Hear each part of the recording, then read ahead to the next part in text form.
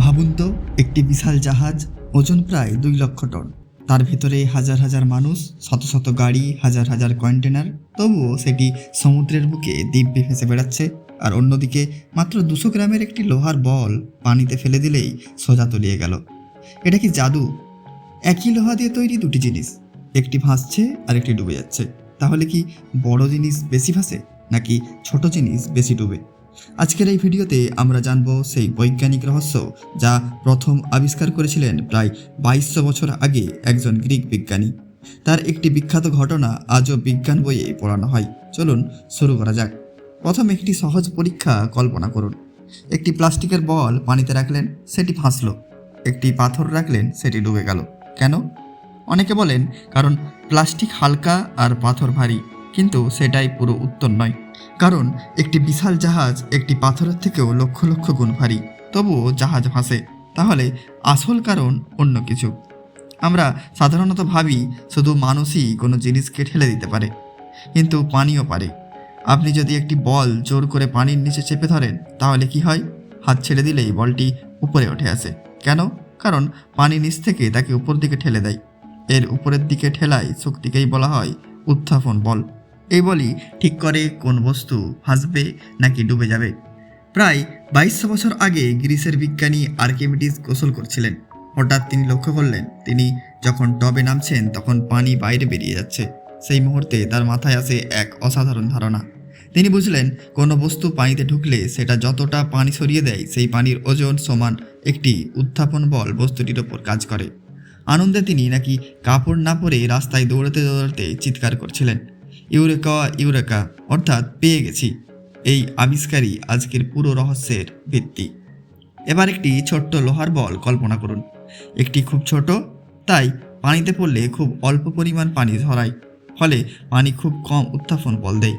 কিন্তু লোহার বলের নিচের ওজন অনেক বেশি, অর্থাৎ নিচের দিকে মাধ্যাকর্ষণ বেশি, উপরের দিকে পানির ঠেলা কম। ফলাফল, লোহার বল ডুবে যায়। এখানেই রয়েছে আসল রহস্য।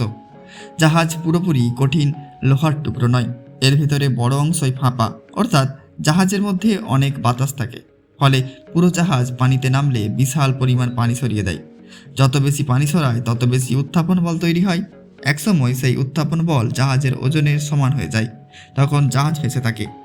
একটি অ্যালুমিনিয়ামের ফয়েল নিন, প্রথমে সেটিকে ছোট করে গোল বন বলান, পানিতে ফেলুন, ডুবে যাবে। এবার একই ফয়েলকে নৌকার মতো চওড়া করে ভাঁজ করুন, আবার পানিতে রাখুন, এবার সেটিও ভেসে থাকবে। কেন? কারণ দ্বিতীয় অবস্থায় সেটি অনেক বেশি পানি সরাতে পারে। ধরুন একটি খালি মালবাহী জাহাজ বন্দরে দাঁড়িয়ে আছে। এরপর একে একে কন্টেনার, গাড়ি, যন্ত্রপাতি ও হাজার টন পণ্য তোলা হলো।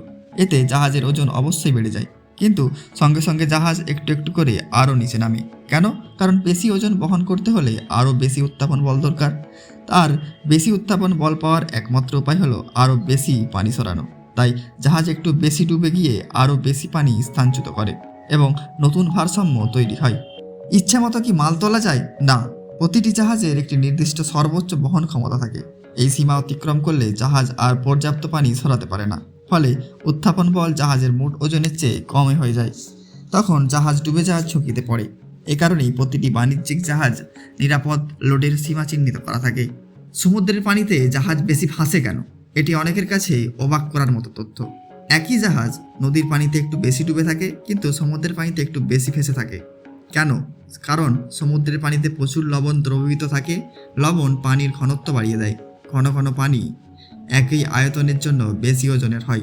ফলে একই পরিমাণ পানি সরালে বেশি উত্থাপন বল পাওয়া যায়। তাই সমুদ্রে জাহাজ তুলনামূলক বেশি ভাসে। এই নীতির সবচেয়ে বিখ্যাত উদাহরণ হলো মৃত সাগর। এই সাগরের পানিতে লবণের পরিমাণ এত বেশি যে পানির ঘনত্ব সাধারণ সমুদ্রের পানির চেয়ে অনেক বেশি। ফলে একজন মানুষ সেখানে প্রায় অনায়াসে ভেসে থাকতে পারে। অনেকে বই পড়তে পড়তেই পানিতে ভেসে থাকেন। এটি কোনো কৌশল নয়, বরং ঘন পানির কারণে বেশি উত্থাপন বল পাওয়ার ফল। সাবমেরিনের কাজ হলো ইচ্ছামতোভাবে ডুববে, আবার ইচ্ছামতোভাবে ভেসে উঠবে। কিভাবে? সাবমেরিন বিশেষ ব্যালাস্ট ট্যাঙ্ক থাকে। যখন ডুবতে হয় তখন ট্যাঙ্কে পানি ঢোকানো হয়। এতে মোট ওজন বেড়ে যায় এবং সাবমেরিন ডুবে যায়। আবার ভেসে উঠতে হলে ট্যাঙ্কের পানি বের করে তার জায়গা বাতাস ভরা হয়। তখন ওজন কমে যায় এবং উত্থাপন বল বেশি হওয়ায় সাবমেরিন আবার উপরে উঠে আসে। তাহলে এত বড় জাহাজও কেন ডুবে যায়? এর কয়েকটি প্রধান কারণ হলো জাহাজে ফুটো হয়ে পানি ঢুকে পড়া, অতিরিক্ত মাল বোঝাই করা, প্রচণ্ড ঝড় বা বিশাল ঢেউ, আগুন বা বিস্ফোরণ, কাঠামোর ক্ষতি, ভারসাম্য নষ্ট হয়ে উল্টে যাওয়া।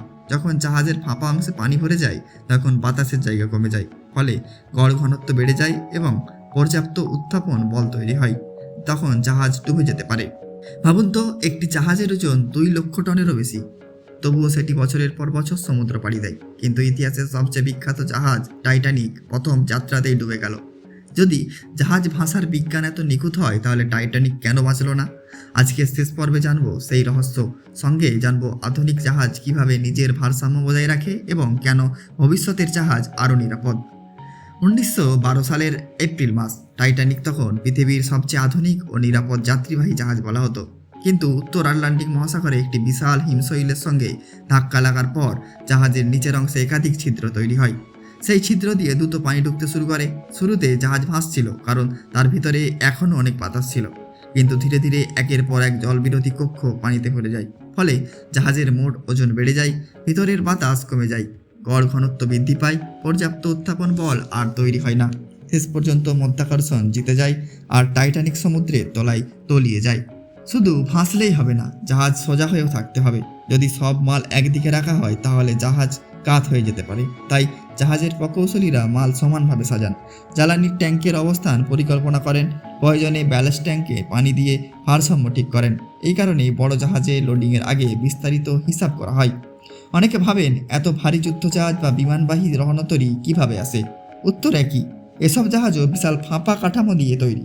তাদের আকার এত বড় যে তারা বিপুল পরিমাণ পানি শূন্যস্থানচ্যুত করতে পারে, ফলে তাদের ওপরেও যথেষ্ট উত্থাপন বল কাজ করে। ওজন যতই বেশি হোক, যদি পর্যাপ্ত পানি স্থানচ্যুত করা যায় এবং গড় ঘনত্ব পানির চেয়ে কম থাকে তাহলে জাহাজ ভাসবে।